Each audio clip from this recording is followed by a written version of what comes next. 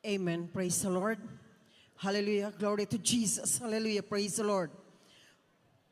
Una't higit po sa lahat, ako po ay nagpapaabot ng pinakamataas sa pagpupuri, pagdadakil at pagsamba ay tangi lamang po sa ating pinakamamahal na Panginoon Jesus. Amen. Hallelujah. Praise the Lord. At ako po ay nagpapaabot ng dobling paggalang sa atin pong minamahal at ginagalang na mahal na Pastor Wilde Estrada Almeda. Gayon din po sa kanilang mga minamahal na mga anak. Purihin ang mahal na Panginoong Jesus at sa mga turot aral po ng ating beloved assistant pastor Lina C. Almeda na kailanman po hindi natin makakalimutan. Hallelujah. Praise the Lord. Praise the Lord. Praise the Lord. Mga minamahal, ako po ay nagpupuri at nagpapasalamat sa dakilang Diyos sapagkat ako po ay isa sa kinahabagan ng ating pinakamamahal na Panginoon Jesus sa banal na ministeryong ito ng Jesus Miracle Crusade. Noong ako po ay wala pa sa banal na gawain ito, mga minamahal. Tunay nga pong hindi ko masasabi ako ay isa palang masamang babae. Mga minamahal, totoo po ako'y dati pong isang masamang babae. Sa ganang akin po, tunay po nakakahiyaman na ipagsigawan ko po nung araw, nung ako po ay wala pa sa paglilingkod sa banal na ministeryong ito sa ating pinakamamahal na Panginoon Jesus. Subalit iyan po ang katotohanan, alang-alang po sa kadakilaan at kalwalatian ng dakilang Diyos, ang ating mahal na Panginoon Jesucristo na nagbago sa aking buhay. Right. Ay kailangan ko po ipasalamat at ipatotoo sa inyo lahat na totoo ang Diyos sa banal na ministeryong ito. That's right. Mga minamahal, dati po akong nagtatrabaho sa nightclub, mga beer houses sa dako po ng Metro Manila. Sa loob po ng 17 years na ako po ay ganong uri ang aking hanap buhay, mga minamahal. Dahil lamang po sa kagustuhan ko mapag-aral ko ang aking sarili. At gayon na rin po sa kagustuhan ko may angat ang buhay ng aking pamilya. Nalabis ang kahirapan sa aming probinsya. At habang po ako ay nagtatrabaho sa club, ako po ay nag-aaral bilang working student at nagpapaaral ng aking 8 kapatid, mga binabal ko, sapagkat ako po ang panganay. Bagamat hindi man po ako nakatapos sa aking pag-aaral dahil po ng makalaunan, ako man po ay na-influensya na ng lahat ng uri ng bisyo sa loob ng club. Andyan na po ang paninigarilyo, pag-iinom ng alak, hanggang sa lumaon po, natuto na rin po ako mag-drugs. Dahil po ako nakakahiya, totoo nakakahiya, mga minamahal ko. Ang mag-perform sa harap ng maraming tao ng walang kabanalan, kung kaya't po ako ay na-influensyahan na matuto ng drugs, matutong mong minom ng drugs hanggang po sa kalaunan, ako po ay nalulong na. Kasama na po rito ang pangangalun niya, iba't ibang lalaki, iba't ibang mga boyfriend, mga binabahal. Tunay nga po nakakahiya din. Subalit dahil sa kapangyarihan ng Diyos, sa banal na iglesyang ito, ay kailangan po ipatotoo sa inyo Right. Amen. na totoo ang Diyos na nagbago sa buhay ko. Amen. Hallelujah. Mga binabal, nalulong ako sa saring-saring karamdaman, saring-saring kasalanan. 4 na beses po ako nagpa-abort. Na siya po unti-unti nagdala sa akin sa mga malulubang karamdaman. Matitindi mga pagkakasala, pati ng pagkakasino, pagsusugal, mga minamahal ko. Dumating po ang 1994, nang akala ko po ako ay isa na sa mga AIDS victim, AIDS carrier. Grabe po ang takot ko, mga minamahal ko. Halos po ilang beses ko na tinangka. Nakitlin ang buhay ko. Dahil po sa labis na pag-aalala ko, ang akala ko po nung araw ako ay may taglay ng karamdamang AIDS. Dahil sa akin pong pangangalunya nung araw, mga minamahal. Tunay ka po nakakahiya, mga minamahal. Nung ako'y makasanlibutan pa. Subalit dahil just sa Jesus Miracle Crusade ay totoo buhay. What?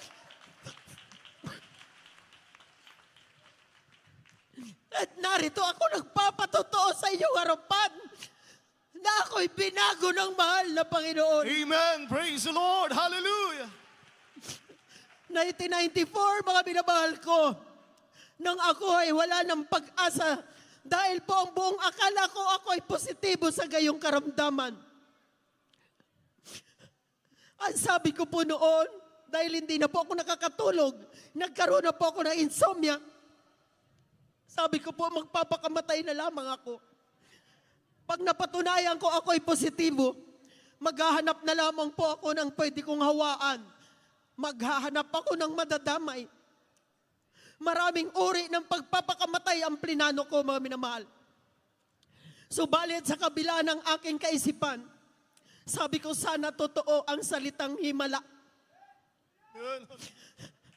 Marami po ako pinapanood sa television. Iba't ibang uri ng mga kongregasyon.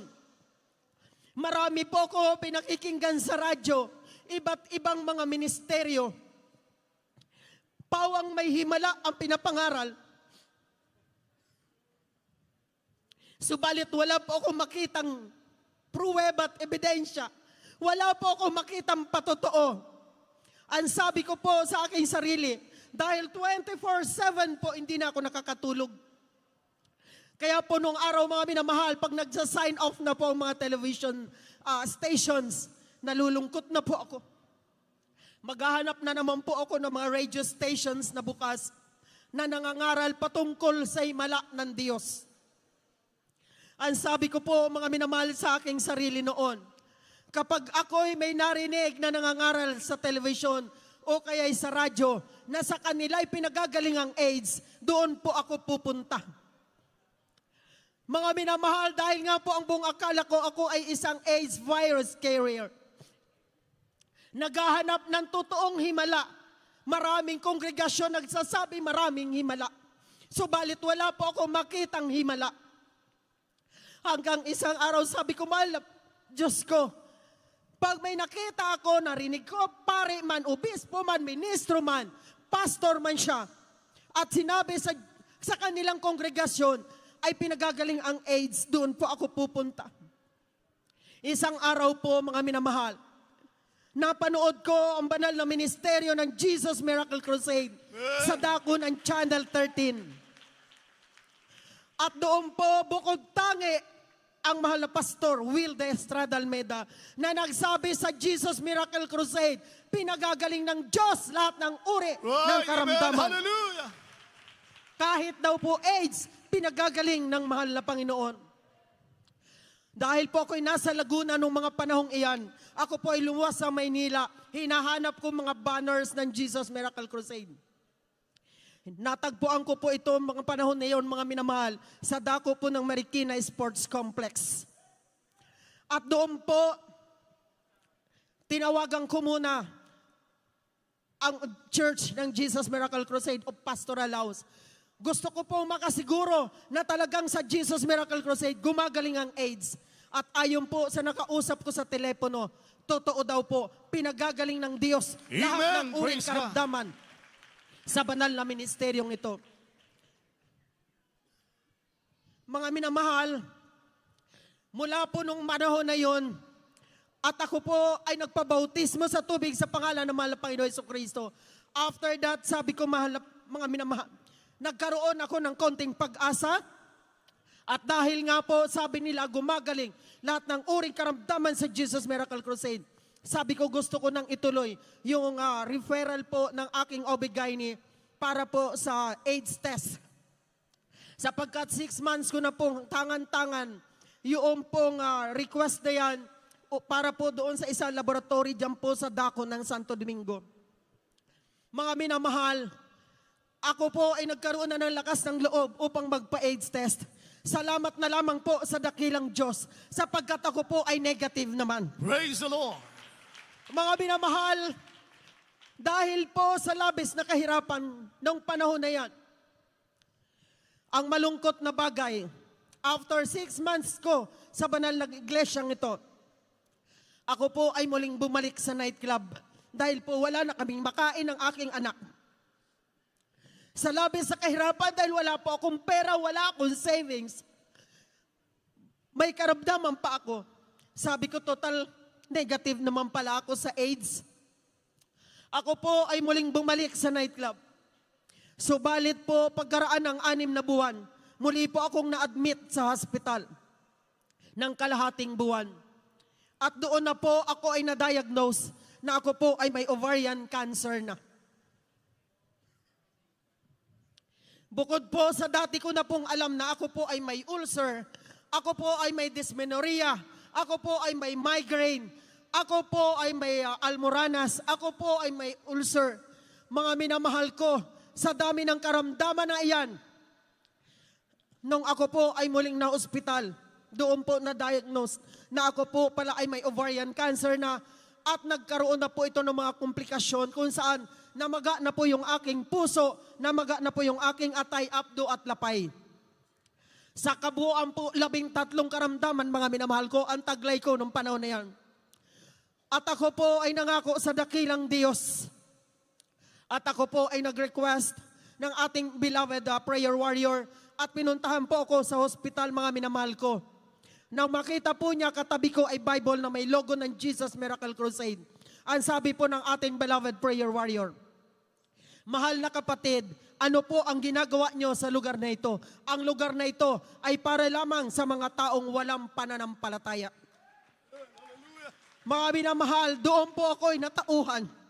Ang sabi ko, mahal na Panginoon, i-provide mo lamang po yung pambayad namin sa hospital na to.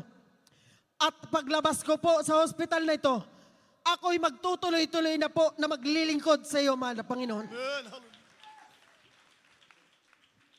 At sa ko pong ginawa, mga minamahal ko, iniwanan ko po ang nightclub, bagamat po ako ay walang pera. Sa madaling salita po, mga minamahal, isa po ako sa indigent ng church ng Jesus Miracle Crusade. At ako po ay sustentado ng ating mahal na pastor, mahal na pastora, pamasahe weekly. Upang lamang po kaming mag-ina ay makadalo ng 3 times a week. Amen. Praise the Lord. Mga minamahal, dinanas ko mag-barbecue, magtuhog ng barbecue, sapagkat wala po akong alam na trabaho. Wala naman po akong natapos na pag-aaral. Nagtinda ako ng isda, nagtinda ng kung ano-ano, mga minamahal ko. Upang lamang po kumita ako kahit 50 pesos para lamang po kami makarating sa Cuneta Astrodome at sa Amoranto. Dumating ang panahon, mga minamahal ko, pati pagkain namin ay provided po ng ating beloved assistant pastor, Lina C. Almeida. Lord, hallelujah. Ganong kahirap, mga minamahal ko, tiniis ko po yan. Nagtitinda ako ng isda, naglalako po ako ng isda. Subalit hindi po ako huminto, nagsumamo ako sa dakilang Diyos na ako'y muli pagpalain naman niya at ako'y pagalingin niya. Mga minamahal, tunay nga po, ako'y unti-unti pinagaling ng mahal na Panginoon sa Praise the ating Lord. karamdaman. Hallelujah. Yung cancer po na dapat uoperahin, mga minamahal, walang operasyon na naganap, walang medisina, walang doktor, walang ospital. Hallelujah. Ito po ay pinagaling ng ating dakilang Praise Diyos. the Lord. Glory to God. At ako po ay pinagpalalubos ng mahal na Panginoon nang ako po ay sumunod sa pinangangaral